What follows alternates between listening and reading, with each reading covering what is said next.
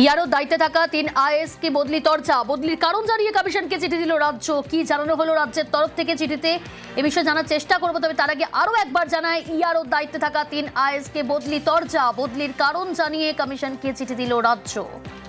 SIR এর কাজের জন্যই 3 আইএএস কে বদলি নির্দেশ, বদলির কারণ জানিয়ে কমিশনকে চিঠি দিল রাজ্য।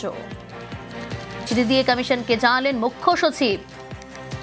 ইয়ারও দায়িত্বে থাকা 3 আইএএস কে বদলি তরজা, বদলির কারণ জানিয়ে কমিশনকে চিঠি দিল রাজ্য। এসআইআর এর কাজের জন্যই 3 আইএএস কে বদলি নির্দেশ, চিঠি দিয়ে কমিশনকে জানালেন মুখ্য সচিব।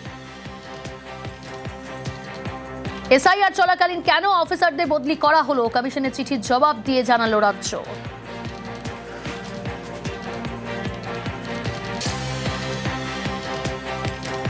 ইয়ারও দায়িত্বে থাকা 3 আইএএস কে বদলি তরজা, বদলির কারণ জানিয়ে কমিশনকে চিঠি দিল রাজ্য। এসআইআর এর কাজের জন্যই 3 আইএএস কে বদলি নির্দেশ, চিঠি দিয়ে কমিশনকে জানালেন মুখ্য সচিব।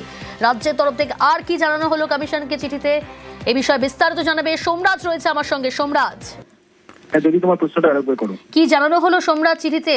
ইয়ারও দায়িত্বে থাকা 3 আইএএস কে যে বদলির তরজা শুরু হয়েছিল তার কারণ জানিয়ে কমিশনকে চিঠি দিল রাজ্য, কি উল্লেখ চিঠিতে?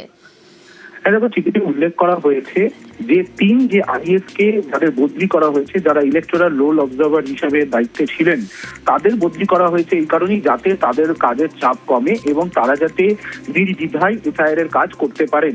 যেহেতু রাজ্যের 3 জন ক্যাডার অফিসার রয়েছেন, তারা ইলেকটোরাল রোল অবজার্ভার হিসেবে কাজ করছেন যাতে নির্বাচন কমিশনের নির্দেশ মেনে, সেই কারণেই নবান্ন মনে করছে এক্ষেত্রে আইন ভাঙা নয়, বরং তাদের উপর কাজের চাপ কমাতে চাইছে নবান্ন। আর সেই কারণেই তাদেরকে 3 জন অফিসারকে গুরুত্বপূর্ণ কম পদে তাদের বদলি করা হয়েছে। এই চিঠি রাজ্যের মুখ্য সচিব নন্দিনী চক্রবর্তী দিয়েছেন জাতীয় নির্বাচন কমিশনকে এবং সেই চিঠি পাঠানো হয়েছে রাজ্যের মুখ্য নির্বাচনী আধিকারিককে বলেও সূত্র মারফত জানা যাচ্ছে। অর্থাৎ যে 3 আইএএস কে বদলি করা হয়েছিল এসআইআর প্রক্রিয়া চলাকালীন জাতীয় নির্বাচন কমিশনের তরফে রাজ্যের মুখ্য সচিবকে কড়া চিঠি দেওয়া হয়েছিল এবং সেখানে নির্বাচন কমিশনের নিয়ম ভাঙা হয়েছিল বলে অভিযোগ তোলা হয়েছিল জাতীয় নির্বাচন কমিশনের তরফে। সেখানে রাজ্যের মুখ্য সচিব লিখছেন যে গোটা বিষয়টি যেটা রিকনসিডার করা হয়, পুনর্বিবেচনা করা হয় জাতীয় নির্বাচন কমিশনের তরফে। কারণ যে 3 জনের বদলি নিয়ে জাতীয় নির্বাচন কমিশন কনসার্ন, সেই 3 জনকে বদলি করা হয়েছে মূলত যাতে তাদের উপর কাজের চাপ কমানো যায় এবং তারা যাতে নির্দ্বিধায় এসআইআর এর কাজ করতে পারে। বেশ।